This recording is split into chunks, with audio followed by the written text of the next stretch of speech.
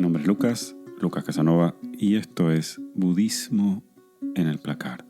Esta es una edición especial de Budismo en Zapatillas que grabo cada tanto para trabajar un tema íntimo, un tema para hablar así entre vos y yo.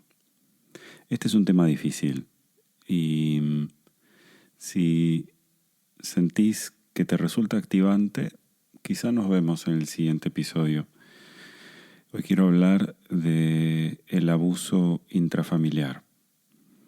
Este podría haber sido un episodio de Psicatrices y la verdad es que esta semana tuve una sesión que me hizo reflexionar mucho sobre el tema.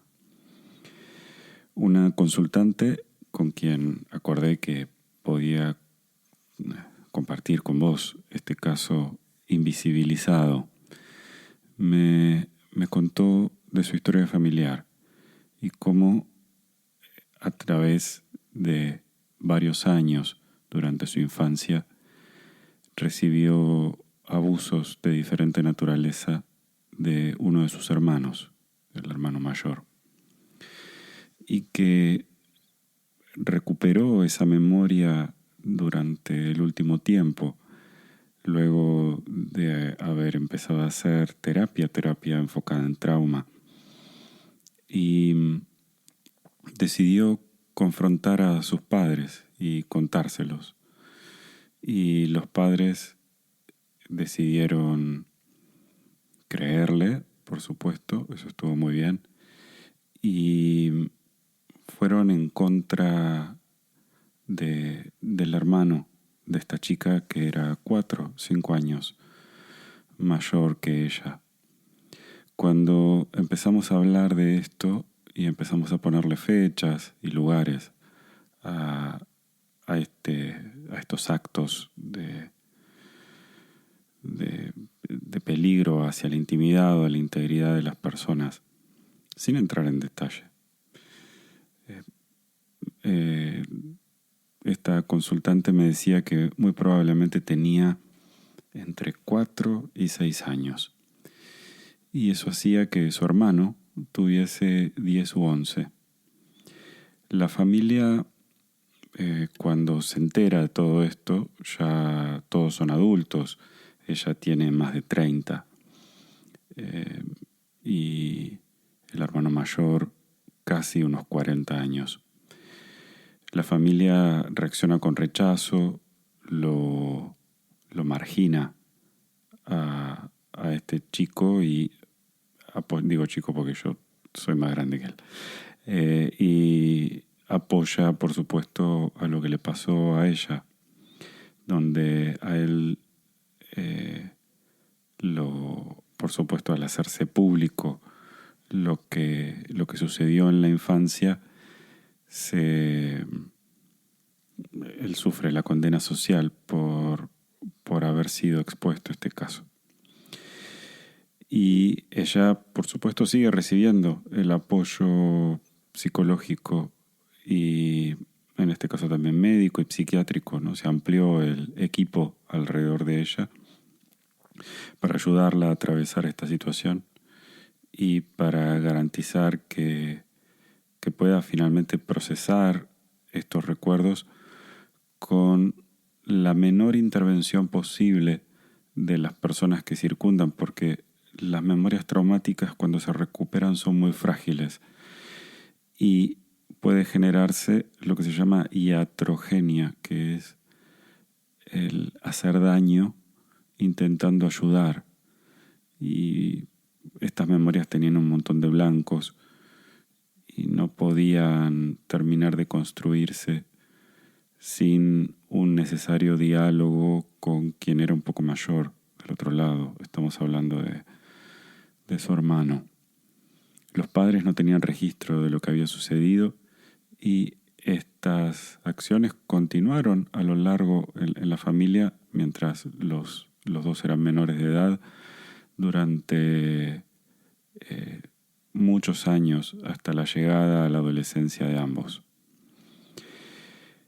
Y aquí el planteo del del budismo es mirar la interdependencia de todos los factores y pensar también en que más allá de que cada uno es responsable por las acciones que ha cometido, ¿qué es lo que lleva a un niño de 10 años o de 12 a tener una conducta abusiva en diferentes niveles con un hermano menor?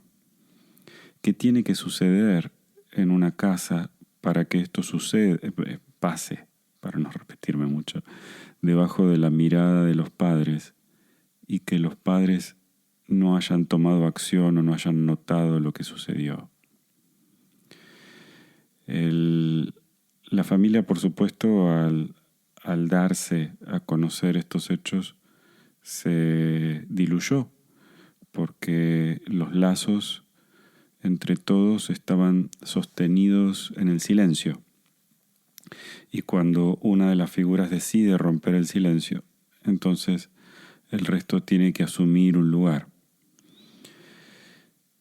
Yo cuando miro este caso desde la óptica no solo de terapeuta, sino de haber atravesado situaciones muy difíciles en mi seno familiar durante mi infancia también, pensaba en lo difícil que es no pensar también en lo que le tuvo que haber sucedido a ese niño y cómo nadie tampoco tomó acción.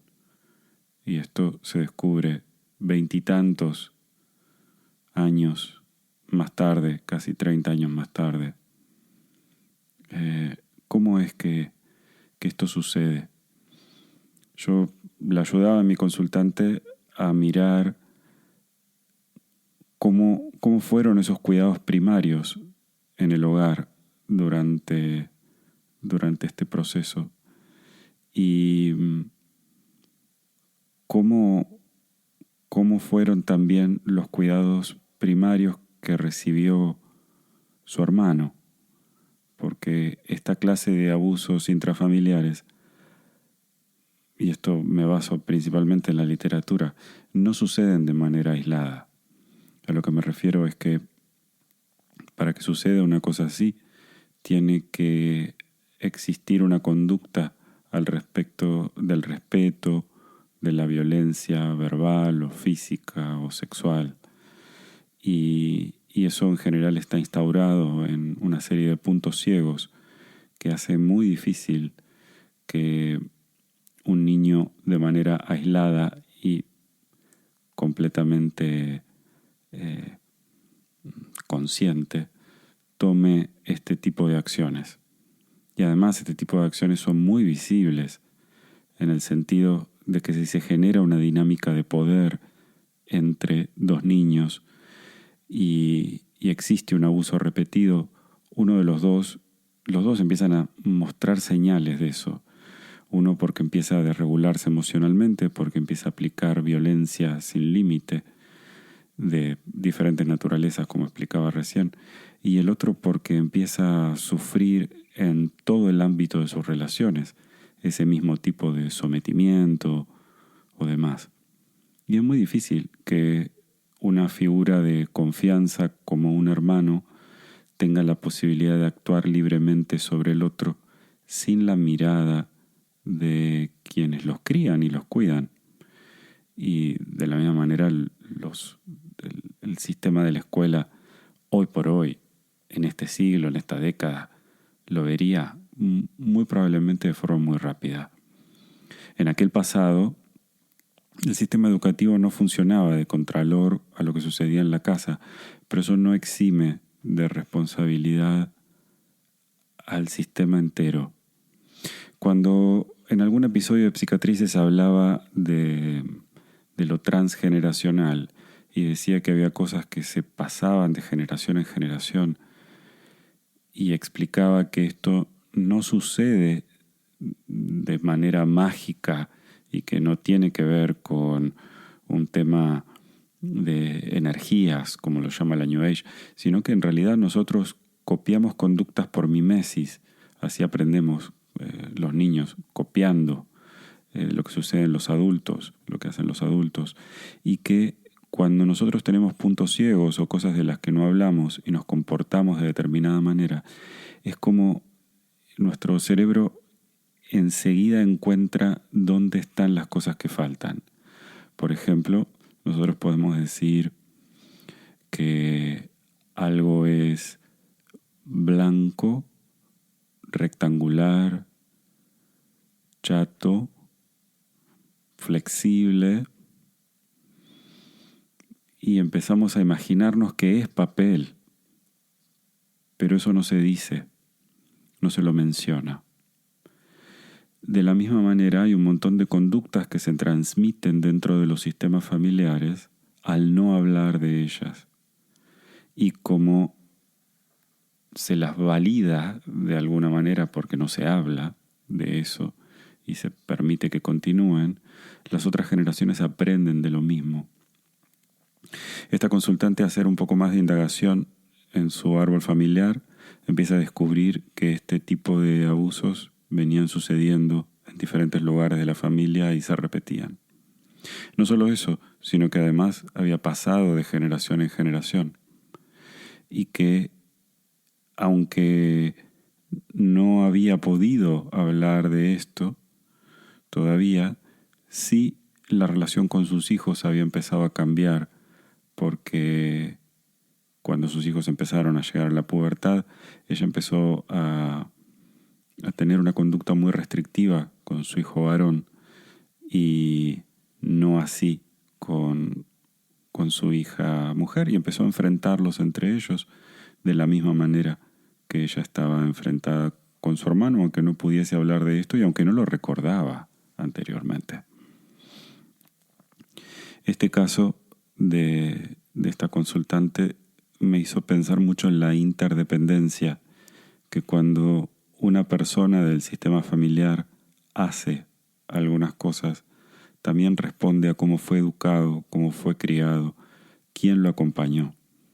Y en las infancias hay que pensar que estos sistemas nerviosos en formación, estas personas en desarrollo, crecen como rama de un tronco, y que muchas veces, como le sucedía a ella, a esta consultante con sus hijos, muchas veces los hermanos hacemos representaciones de las cosas que los padres no han podido resolver.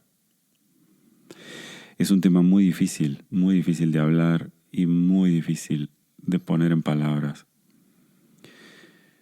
Yo no estoy eximiendo a nadie de la responsabilidad que le compete en las cosas que ha hecho, pero también pienso en qué tiene que haber sucedido para que entre una niña de 4 a 6 años con un niño de 10 a 12, durante años tengan una serie de conductas en las que nadie haya dicho nada. Y nadie se haya encargado de ninguno de los dos. Hoy, por supuesto, la ley, la sociedad, etc., está del lado de la víctima y está bien eso. Eso está bien, no lo cuestiono. Lo que pienso es que hoy a este adulto, que tiene 40 años más o menos, se lo mira como adulto, sin pensar en que aquel niño quizá no tuvo los elementos educativos, de contención, para resolver esto. Hoy como adulto es una persona que está muy lejos de aquello, según lo que esta consultante dice. No me consta y no es el tema del episodio tampoco. Pero pensaba, ¿no? Mirar a este adulto de 40 por cosas que han sucedido hace 30 años atrás y juzgarlo como si hubiese sido un adulto, y de hecho era un niño en un sistema donde desgarradoramente sucedían estas cosas una y otra vez. Está muy bien que se haya visibilizado, está muy bien que ahora alguien hable al respecto de lo que sucedió. Quizás también habría que pensar qué tiene que pasar con todos los miembros de esa generación que han crecido validando el abuso y volviendo a jugar roles que en la familia se repitieron infinidad de veces. Todo es interdependiente, todo está vinculado entre sí. Y a veces para cortar un tema de raíz y asegurarnos que esto no se repita, tenemos que poder ver el círculo completo. Por supuesto que estos son hechos potencialmente traumáticos y que cada uno los procesa de manera diferente. Y que el pasado no se puede cambiar, pero sí se puede cambiar la forma en la que lo vemos.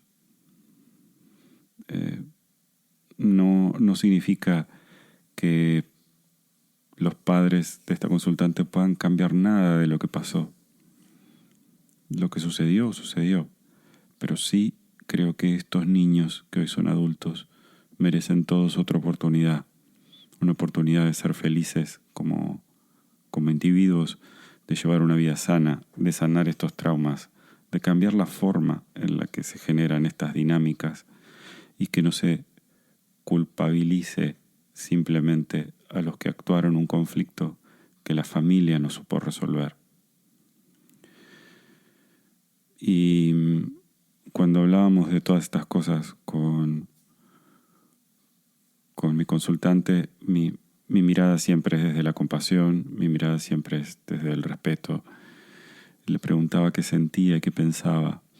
Y me decía que durante muchos años, posteriores a estos hechos, su hermano se había convertido en uno de sus mejores amigos y que había hecho muchas cosas buenas por ella, pero que esto no le permitía seguir vinculándose con él en el presente.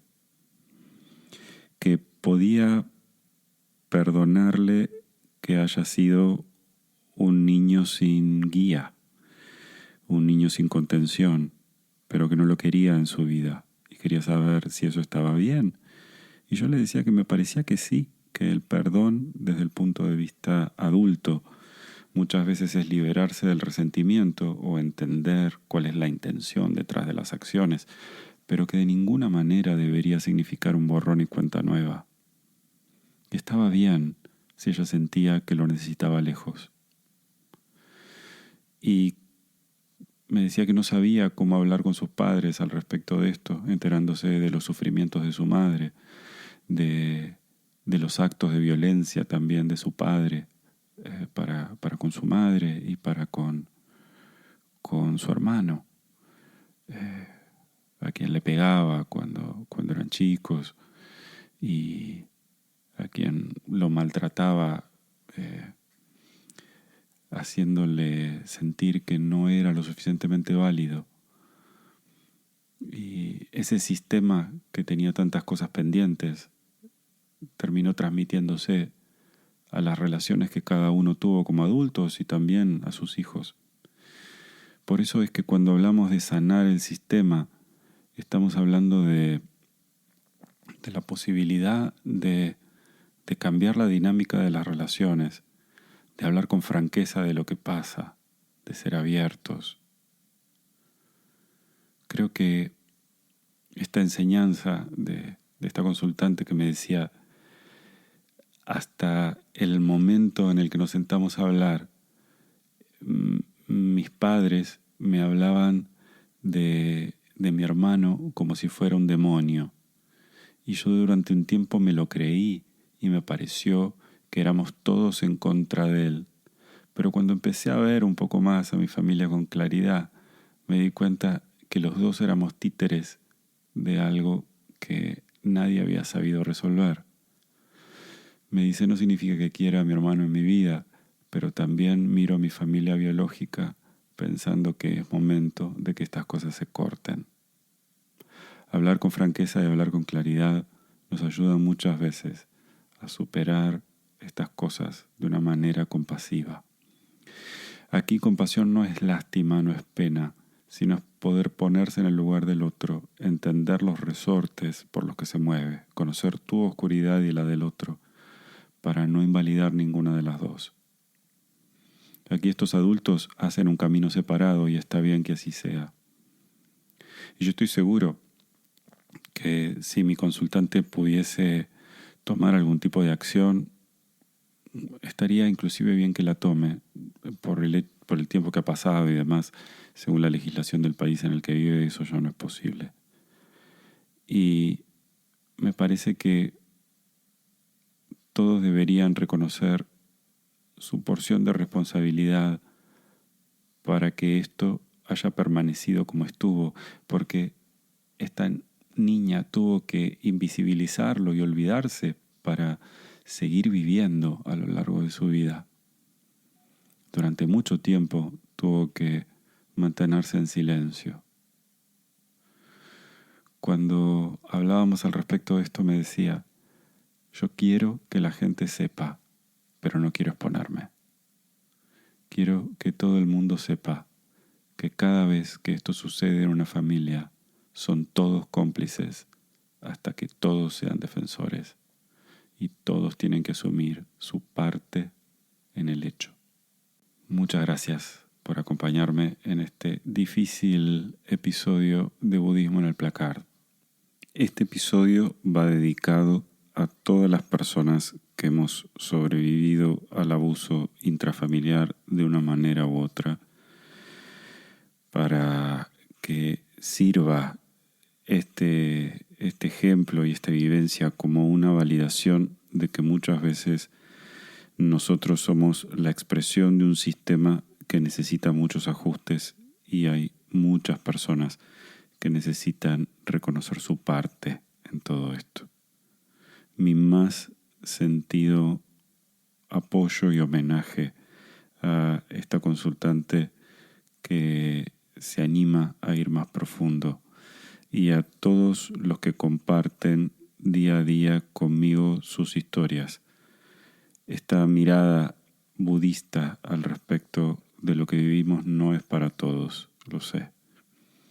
Espero de corazón que todos podamos ser felices y vivir libres de sufrimiento. Esta música que estás escuchando ahora es de mi amigo, el músico uruguayo Gustavo Ripa. Y si querés dejarme tu opinión al respecto de este episodio, lo podés hacer en Spotify, en la misma página del episodio. Publico todos los comentarios y podés dejar ahí tu opinión sobre esto y también sobre qué temas te gustaría que siga hablando en Budismo al Placard. Arriesgado episodio, pero me parece que vale la pena. Te mando un abrazo muy fuerte. Namaste.